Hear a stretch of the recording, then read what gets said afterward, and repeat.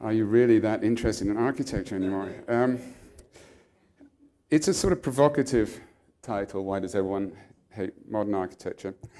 But there is a serious side to this, and actually, thanks to Elizabeth, used the word continuously, sort of collaborative. And as a practicing architect, I studied architecture with great enthusiasm and naivety. And we were prepared to, we were taught that we were going to change the world and do all sorts of exciting things. But no one really prepared us to go out into the world where we would be so ignored and professionally ignored and generally distrusted. And that distrust is, I think, profound. And as an architect, I think one has to give us,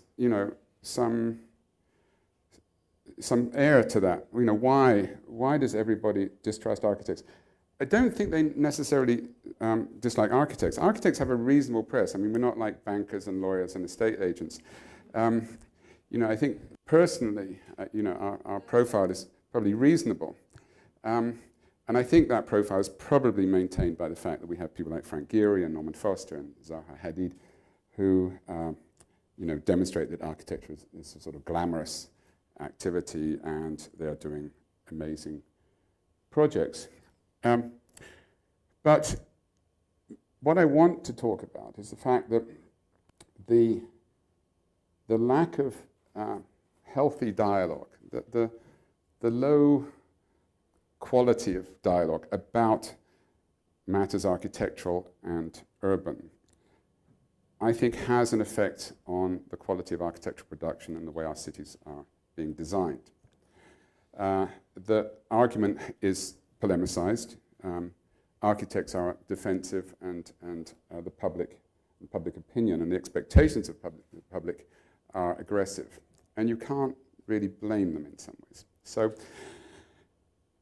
as a practitioner, it's difficult for me to answer or really explain all of these things. But as a practitioner, I'm going to try and talk from, as it were, the subject out, as opposed to the way that we've heard today, this incredible explanations about how things could be and should be. I've got the button, haven't I?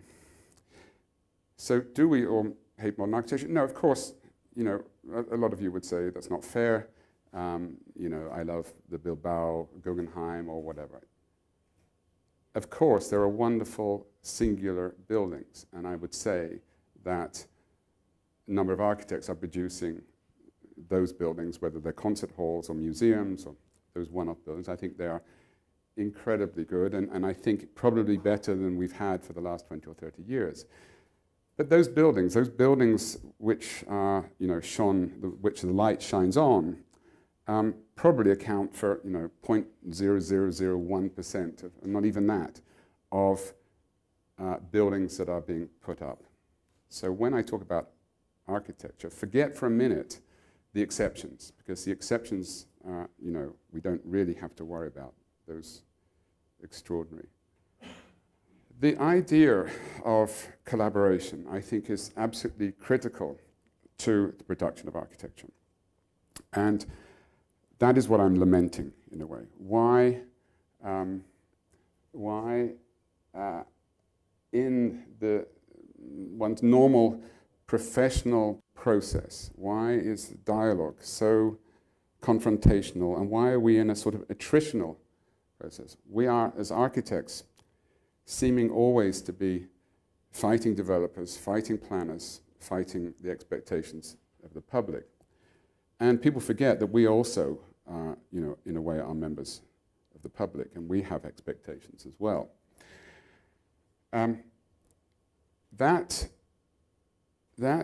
atmosphere of attrition, I think, and this is, in a way, the theme I want to repeat, has a negative influence in the way that we collectively can perform, and on the quality of architecture and cities that we are getting, because I would contest that if we really look around at what's going on, what's being built, most of us wouldn't necessarily be that happy.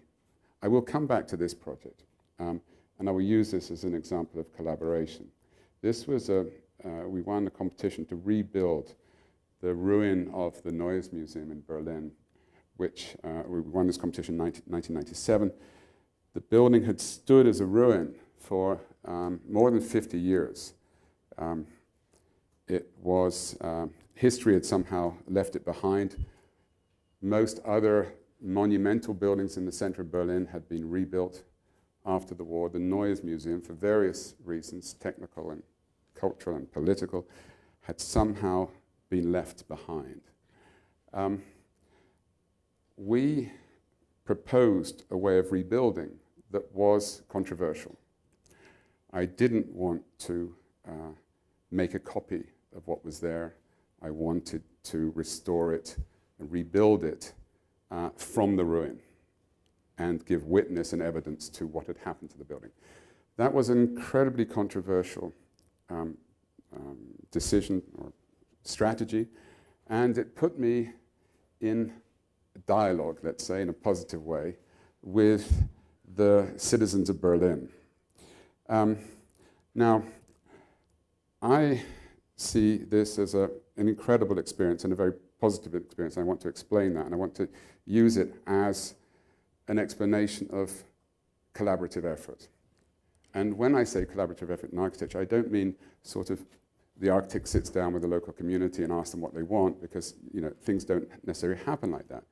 It's more, we did have fierce protests even. I mean, we had demonstrations against the project, we had all sorts of things. But the process, which itself took 11 years of non-stop work, meant that this dialogue, I think, was really critical to the quality of the work. So instead of being shy of, robust and healthy, mostly, dialogue and critique, I would argue that what I witnessed in this project and what I've witnessed generally on the project, because we're doing other buildings on the island, was not, as many of my German friends commiserated with me and said, you poor thing, you're having such a bad time, everyone's really going at you. And I said, well, we expect people, as architects, we want people to be interested in architecture.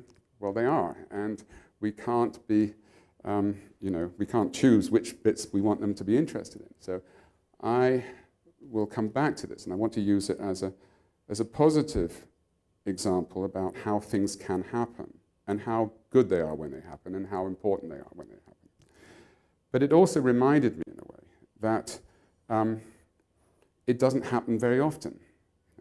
The great experience I had over this 11 years on this project, in a way only made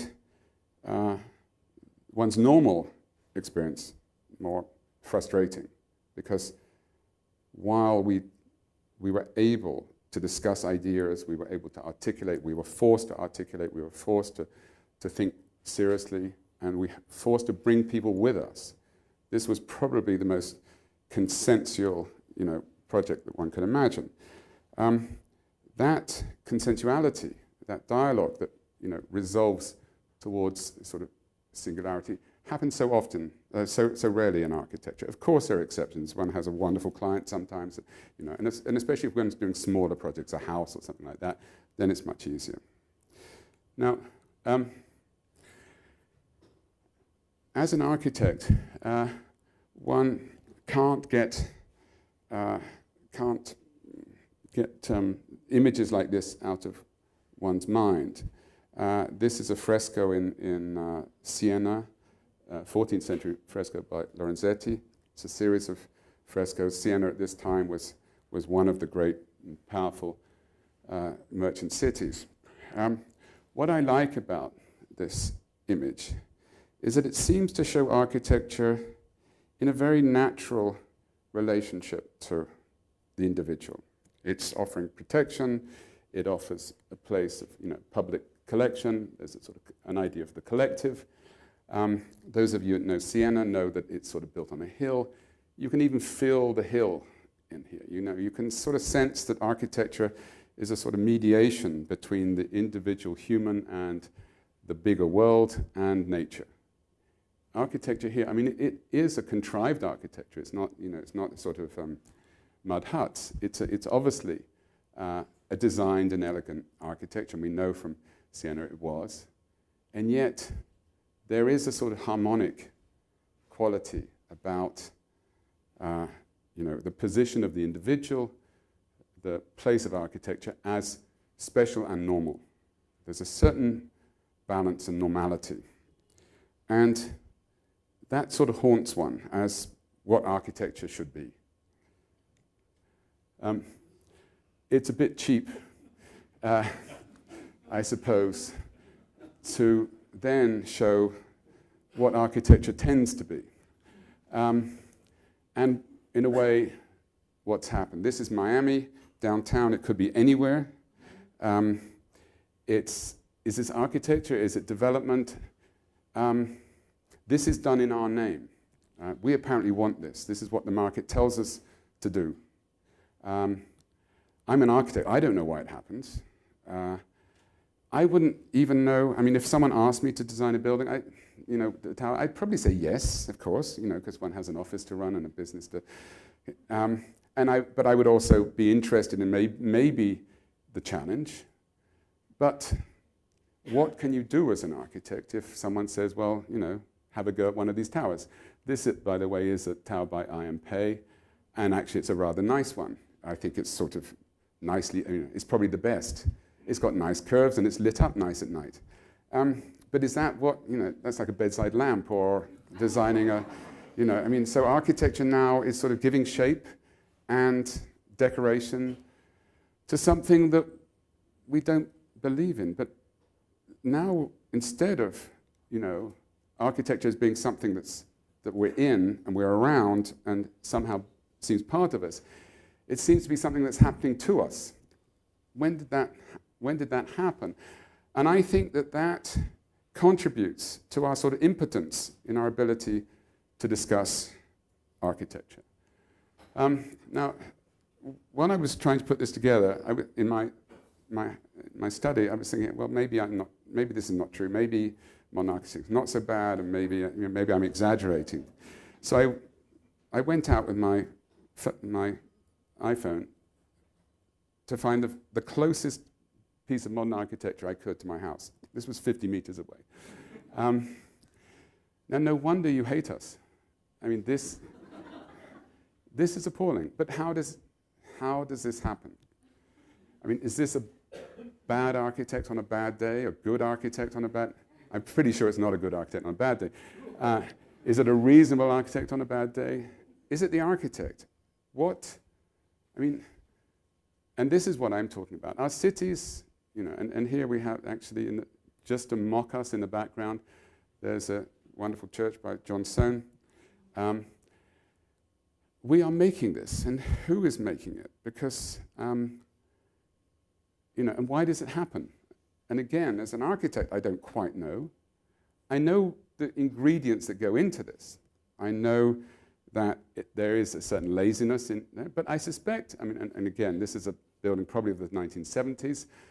This contains, the DNA of all bad modern architecture. A sort of cynical client that wants to get as many bedrooms onto the site as possible. A construction industry which wants to panelize buildings and make the assembly as quick as possible. So buildings, instead of being built as if they were to last forever, they're dominated by the concern of building them as quick as possible.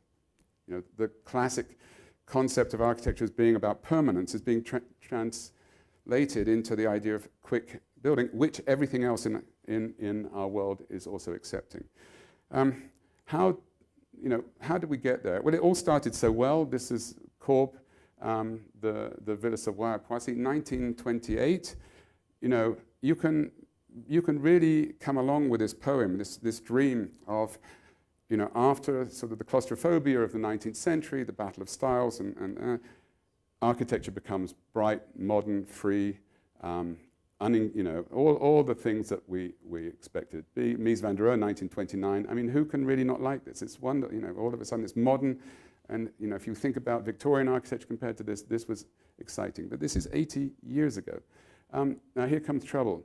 Le Corbusier, the author of the first wonderful building, here architects are now not only telling us what architecture might look like, how the cities might look. And of course, after the war, we had a lot of rebuilding.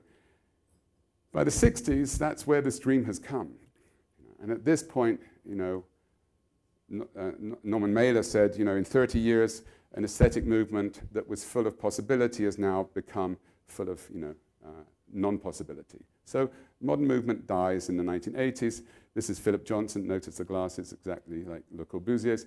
Philip Johnson saying, I've got the answer. Philip Johnson, the one actually that put the first exhibition about the international style on at Museum Modern Art in the 1930s, nearly the inventor of modern architecture, here with his famous AT&T building, which says all you have to do is to take buildings and put classical motifs on them and everything will be saved.